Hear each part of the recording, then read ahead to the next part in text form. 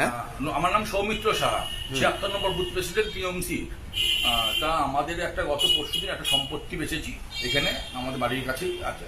তা সেই সম্পত্তিটি বেচার জন্য ওরা আমাদের কাছে ১ লক্ষ টাকা আমার কাছে তোলা চাইছে।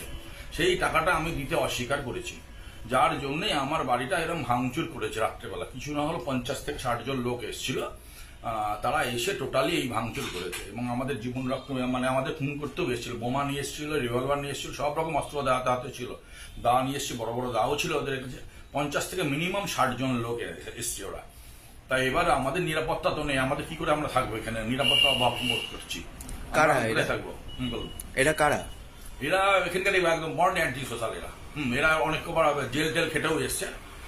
এখন আবারও এই এলাকায় আবার এই একই জিনিসই অত্যাচার করছে। জেলে যতদিন ছিল ততদিন কিছু হয়নি, আবার জেল থেকে যেই বেরিয়ে এসছে আবার সেই একইভাবে আবার আমাদের উপর অত্যাচার করছে। কতদিন আগে ছাড়া পেয়েছে জেল থেকে?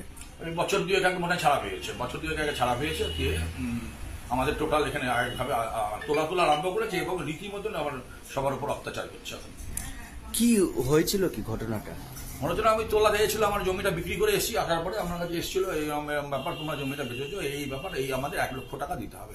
আমি তো বললাম না, আমি ১ লক্ষ টাকা দেবো না। কিসের জন্য দেবো? আমাদের পৈতৃক সম্পত্তি, এটা আমরা বেচেছি, কাউকে আমরা তোলা হিসাবে কাউকে কোনো রকম টাকা দেবো না আমরা। এই অস্বীকার করার জন্য আমাদের বাড়ির উপর, আমাদের ফ্যামিলির উপর অত্যাচার হচ্ছে, আমাদের হুমকি দিচ্ছে, আমার ছেলেকে হুমকি দিচ্ছে। আমার ছেলে গেঞ্জি টেঞ্জি সব ছিঁড়ে দিয়েছে একদম রেজিস্ট্রি অফিসের মধ্যে। যখন রেজিস্ট্রি অফিস রেজিস্ট্রি করে যখন বেরোচ্ছি আমি, তখন রেজিস্ট্রি অফিসের মধ্যেই খানকুড়ি লোকজন ঢুকেছিল, গিয়ে ওখানে গিয়ে এই ভেঙে চুলে ফেলে দিয়েছে ওখানে।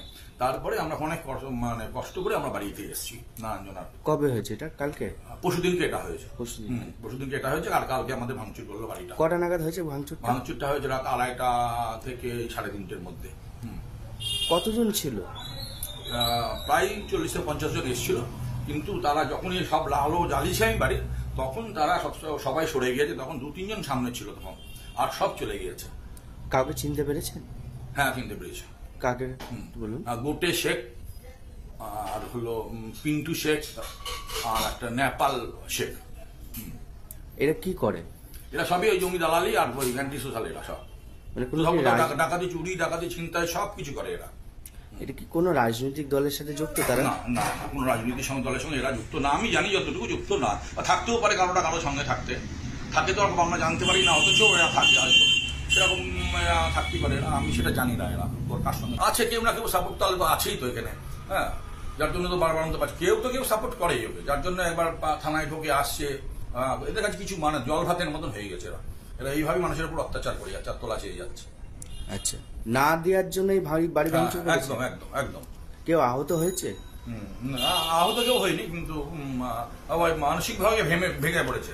এখন আমার ছোট ছেলে আছে, পরীক্ষা দেওয়ার আছে, আজকেই একটা পরীক্ষা কলকাতায় আছে, চাকরির পরীক্ষা, কিন্তু যেতেই ভয় পাচ্ছে, বেরোতে পারছে না। আমি জোর করে বলছি যাও, তাও যাচ্ছে না, ও পরীক্ষা আছে।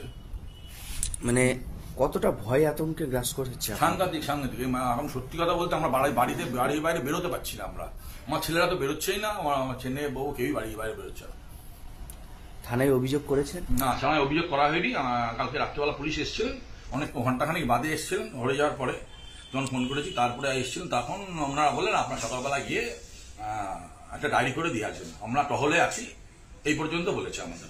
অভিযোগ করবেন? হ্যাঁ, অভিযোগ অবশ্যই করবো। এফআইআর করবো আমরা। যদি সুরা না হয় কি করবেন? সুরা না, তারপর অন্য ব্যবস্থা নিতে হবে, আমাদের কোর্টে বা অন্য কোথাও যেতে হবে।